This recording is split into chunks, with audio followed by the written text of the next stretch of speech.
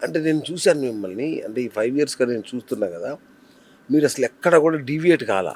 చక చక చక చక ల్యాడర్ ఎక్కుతూ, ఎక్కుతూ, ఎక్కుతూ వెళ్ళిపోతున్నారు. ఈరోజు వందల కోట్ల సామ్రాజ్యమే అనుకుంటున్నా నేనైతే. సో, అంతగా ఎట్లా సాధ్యమైంది సార్? అంటే నెట్‌వర్కేనా? మన ఎంబీఎన్ ద్వారా అనుకోవచ్చా? 100% ఎంబీఎన్‌కి ఆ క్రెడిట్ ఇస్తారా? 100% ఇస్తాను సార్. ఓకే. నేనే ఇంక అందరికీ చెప్తాను సార్. అంటే ఎగ్జాక్ట్‌లీ. కేవలం ఒకటే ఒక నెట్వర్క్, అంటే ఎంబీఎన్‌లో మాత్రమే కేవలం ఒకటే ఒక నెట్వర్క్‌లో ఉన్న ఏకైక వ్యక్తిని అనుకుంటా అండి నేను. యెస్. కరెక్ట్. నాకు తెలిసి నా చుట్టూ ఉన్న వాళ్ళందరూ కూడా కరెక్ట్. వేరే 2, 3 నెట్వర్క్‌లలో ఉన్నారండి. ఉండడం గాదు. చాలా నెట్‌వర్క్‌లో ప్రెసిడెంట్లు, ఆ! చాప్టర్ చైర్మన్‌లు అవును. అలా అవును. ఉన్నారు. నేను ఎంబీఎన్‌తో నా ప్రస్థానం మొదలుపెట్టాను. అవును. అండ్ ఎంబీఎన్ తోటి మాత్రమే ఉన్నాను. యెస్. నేను ఎంబీఎన్ తోటే ఉంటాను. హ్మ్. అంటే వా చాలా సార్లు గ్లిచెస్, మనస్పర్ధలు కామన్. వస్తుంటాయి. కానీ అట్లా అని చెప్పేసి ఎక్కడికి కూడా నేను వెళ్ళలేదు. వెళ్ళే ప్రయత్నము చేయలేదు. చేయలేదు. వండర్‌ఫుల్. సో, ఎంబీఎన్ మీకు చాలా ఇచ్చింది. చాలా ఇచ్చింది sir. Wonderful.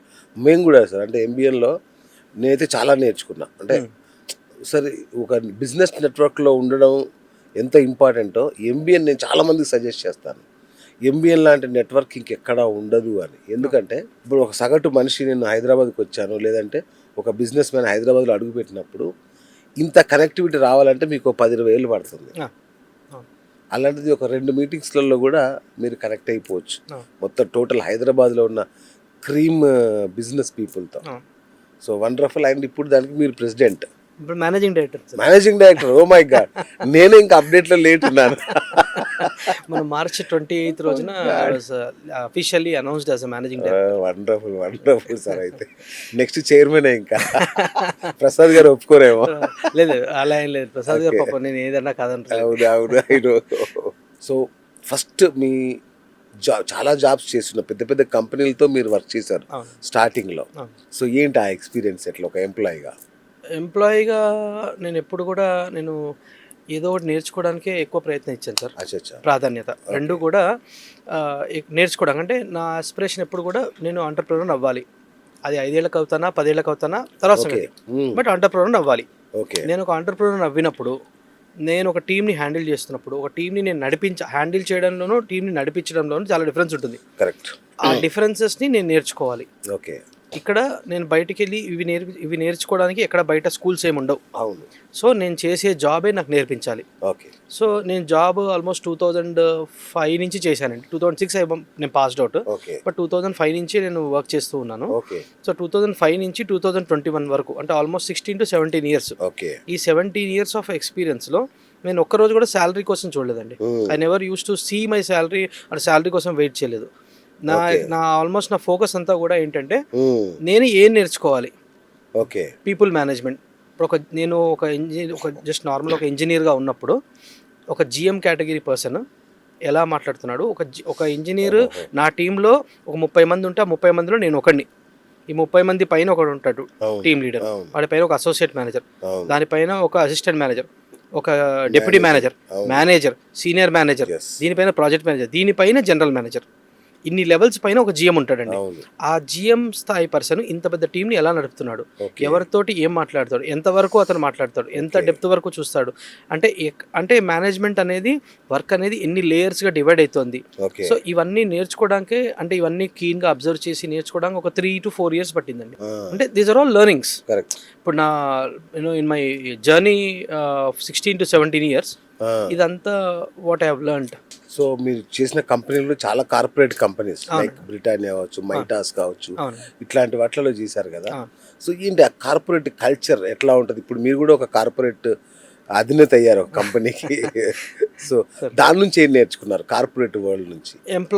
Employee management culture అండి. మెయిన్ ఏంటంటే, ఏ కంపెనీకి అయినా సరే, ఏ ఆర్గనైజేషన్కి అయినా సరే, ఆ ఆర్గనైజేషన్లో ఆర్గనైజేషన్ కోసం పనిచేసే వ్యక్తులు ఆర్ ఉద్యోగులు, వాళ్ళే assets sir. First assets are employees. Right. దాని తర్వాత మీ ల్యాప్టాప్, కంప్యూటరా, ఇవన్నీ వేరే విషయాలు. Okay. But first employee comes to be the first asset of the organisation.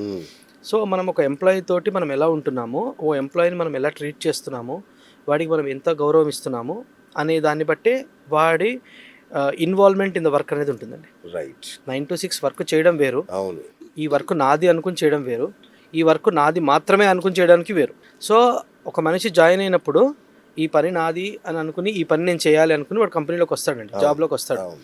ఇది నాది అని వాడు ఓనర్షిప్ తీసుకునే ఒక ఫీల్, ఆ స్పార్క్ను మనం వాడిలో కలిగిస్తే then super. Things will be definitely observed and taken up in different. Correct wonderful. So ఇవన్నీ ఏంటంటే కార్పొరేట్స్లో జరుగుతాయండి.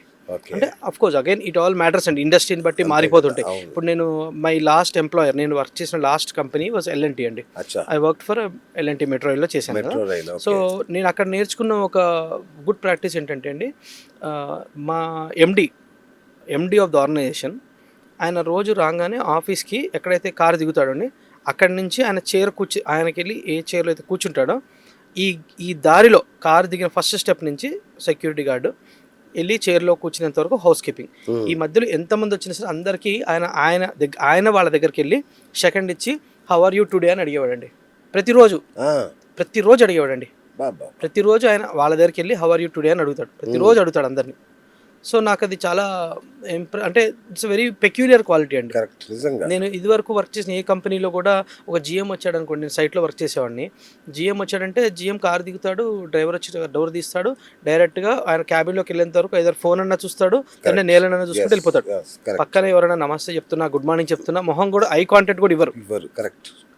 సో ఇవన్నీ ఒక్కొక్క కంపెనీలో ఒక్కొక్కటి నేర్చుకోవడానికి దొరుకుతుందండి. ఇది ఇబ్బంది కదా సార్ అందరితో మాట్లాడడం? ఓకేనా అట్లా?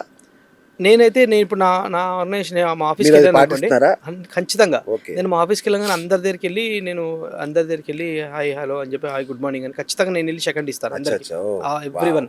నాకంటే I feel that it's good practice. ఇంకొకళ్ళకి అది రాంగ్ అనిపించచ్చు, ఇంకొకళ్ళకి అవసరం అనిపించచ్చు. అద్భుతం అది. యాక్చువల్గా మీరు అది ఎట్లా ఫీల్ అయినా అడుగుదామని నేను అడిగాను యాక్చువల్గా. ఎందుకంటే వండర్ఫుల్ అది. ఎందుకంటే చాలా మంది ఏమనుకుంటారు, అబ్బో ఈయన మనతో ఎందుకు మాట్లాడతారులే అనే ఒక ఉంటుంది, అంటే ఒక పర్సనల్ టచ్ అనేది అది డెవలప్ చేస్తుందండి. నేను మెట్రోలో వర్క్ చేసేటప్పుడు I use to lead one of the biggest team. నాది బిగ్గెస్ట్ టీమ్ సైజ్ అనమాట. నేను లీడ్ చేసిన team the biggest team in entire metro rail of Hyderabad. Right. మా మేనేజ్మెంట్ పర్సన్ ఎవరైనా వచ్చారనుకోండి సైట్లోకి, సపోజ్ ఎగ్జాంపుల్ ఒక స్టేషన్లో ఉన్నామండి, అమీర్పేట్ లాంటి ఒక స్టేషన్లో ఉన్నప్పుడు ఒక మేనేజ్మెంట్ లెవెల్ పర్సన్ వచ్చారంటే ఆయన చుట్టూతో మొత్తం జనాలు ఉంటారండి. సపోజ్ ఆయనకు ఒక వాటర్ కావాలి, ఎవరైనా పిలవాలంటే ఆయన హలో ఎక్స్క్యూజ్ మీ ఇలా సంబోధిస్తారు. అదే నేనున్నాను అనుకోండి, నేను అక్కడ ఒక అమ్మాయి హౌస్ కీపింగ్ లేడీ ఉందనుకోండి, లావణ్య కొంచెం వాటర్ తెచ్చిస్తావా అని అడుగుతాను.